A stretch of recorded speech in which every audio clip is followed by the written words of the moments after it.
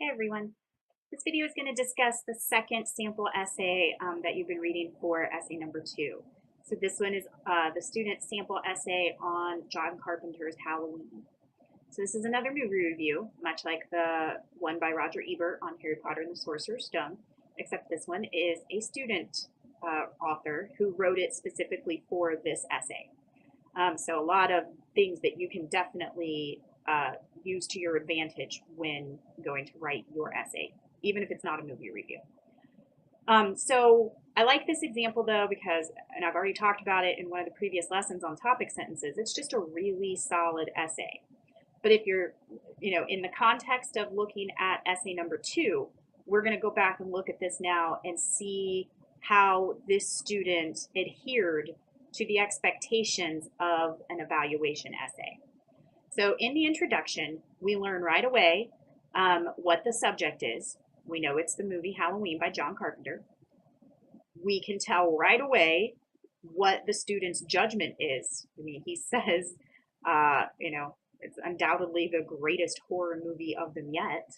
So he is giving it very, very positive review. And we know exactly what his criteria are. So his thesis statement there at the end of his introduction, he says, with the use of great acting, suspense, a chilling musical score, and one hell of an antagonist, Halloween is undoubtedly the greatest horror movie yet. So 4 criteria listed very clearly with his judgment of the movie. So we have a very clear idea of where he's going to take us in the body. So he starts off the first body paragraph. The first aspect of Halloween that makes it such a terrific film is the acting, right? Then he gives us this little background information about John Carpenter and Deborah Hill and getting the money to do the movie. If I were to have him, if I had been able to give him another round of revision, I would probably have him cut that out, or maybe devote a paragraph to it before he gets into the main points. It does seem a little out of place. So if you were thinking that, you're kind of right. But, it's still a really good example of getting into the criteria. He then, in that paragraph, goes on to talk about one of the actors that he thought did a great job, which was Jamie Lee Curtis. And he gives us some specific ideas, some specific examples of why he thought her acting was so good, right? He moves into the next paragraph. The best acting, however, goes to Donald Pleasence for his portrayal of Dr. Sam Loomis. So he actually had 2 pretty thorough examples of the good acting from the movie. So he thought it best to split it up into 2 paragraphs. He covered Jamie Lee Curtis first, and now in this one, he's covering Donald Pleasence. But he didn't leave us hanging. He reminded us with that topic sentence that we're still on the first criteria of acting, right? And then he gives us very specific examples of why he thought Donald Pleasence was a great example of the acting in the movie. So very solid first criteria there. And then he moves on. In addition to superb acting, another key factor to the greatness of Halloween is the suspense. Great transition, great topic sentence, and we know we're on to the second criteria now. He said great acting first in the thesis statement. That's what he covered first. He said suspense next in the thesis statement. That's what he's covering next. So he gets into one of the examples that he thinks makes the movie so suspenseful. He talks about Annie getting in the car, not realizing Michael Myers is in there, and then he slits her throat. It's a pretty decent jump scare as far as scary movies go, especially old school scary movies. So very specific example for that criteria as well. And then he says, this scare was by itself was pretty good, but what really tipped it over the edge was the stinger. So we know that this next paragraph is about the stinger, but we have no idea what that is yet. So he explains it to us, and it has to do with the music.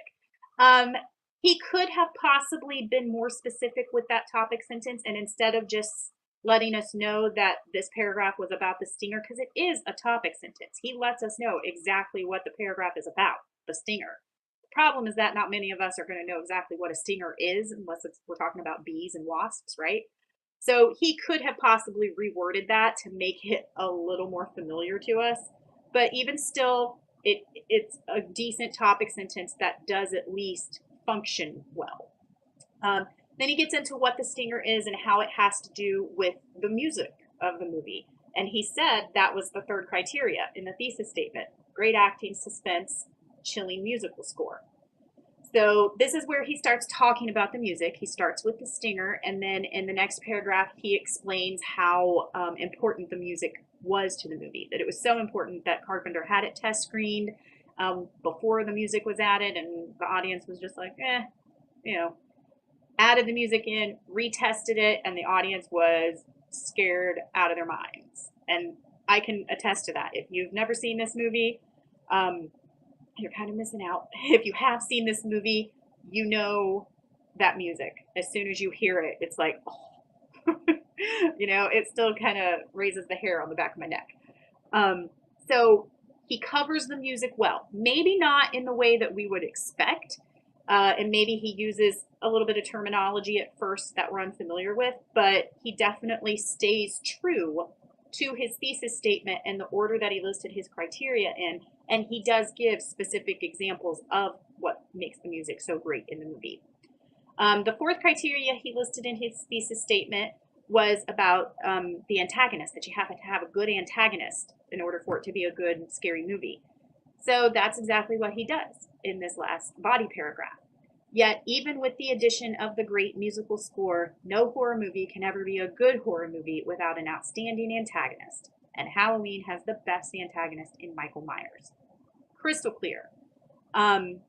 He transitioned us from the previous main point on the music and introduced the next main point, which is the antagonist, who is Michael Myers. And then he gives us some specific examples of why he thinks Michael Myers is such a great antagonist. He's so silent and calm. He stalks his victims. The mask that he gets shot that many times and doesn't die. So he gives very specific examples of why Michael Myers is such a great antagonist. And then he concludes the essay with the aid of the aforementioned aspects, which would be all the main points he just discussed. Halloween has stood the test of time and proved to be a great movie. The stellar cast, that's referring to the acting, hauntingly suspenseful scenes and music, so that covered suspense and musical score, and the man himself, Michael Myers, that covers the antagonist criteria, came together in perfect unison to give us an outstanding movie. Several sequels, a remake, and a sequel to the remake all serve as added proof that there will never be another horror film quite as good as John Carpenter's Halloween. So he did not use the same exact words as he did in his thesis statement, but he did refer back to his thesis statement and his main points, his criteria. And then he gave us kind of a final sentence to wrap it all up. So there's nothing especially flashy or fancy or out of this world spectacular about this essay, but it's solid, Could it use a few more tweaks? Yes, but it's still a really excellent example of this type of essay. When I talk about doing an evaluative essay, this is what I'm looking for. And going back to the idea of choosing to do a movie review, I said it in the Harry Potter review video, and I'll say it again now. Doing a movie review can be troublesome because we're so tempted to talk about the story of the film. And just like with the Roger Ebert essay, he never told us anything about the storyline of Harry Potter. And in this one, this student didn't tell us anything about the storyline of Halloween either. They both found ways to talk about the really excellent qualities of each movie without telling us what the movie is about.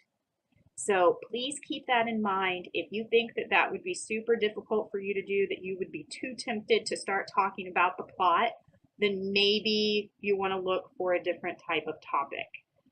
By no means am I saying that you should be doing a movie review, and in no way am I saying that you shouldn't. I just know that in the past, students have really been attracted to that idea, but then when they get into it, they're like, oh my God, this is so much harder than I thought it was going to be. So I don't want you to waste all that time and energy. I want to tell you what the problems might be up front, and you can make a decision for yourself if you want to give it a shot or go another route. We'll be looking at a video game review, restaurant reviews, and a church review, and then there are so many other options out there for you to write this essay on. But even without this, idea of tossing around doing a movie review, it's still a really solid example of an evaluation essay, and sticking to those criteria, making sure that they're there in your thesis statement and following through on them. The organization is fantastic. The topic, sentences, and transitions are fantastic. And the conclusion is pretty solid as well. So if you have any questions about this essay on John Carpenter's Halloween, let me know. Otherwise, you can go ahead and move on and watch the video that covers the Super Mario Brothers essay.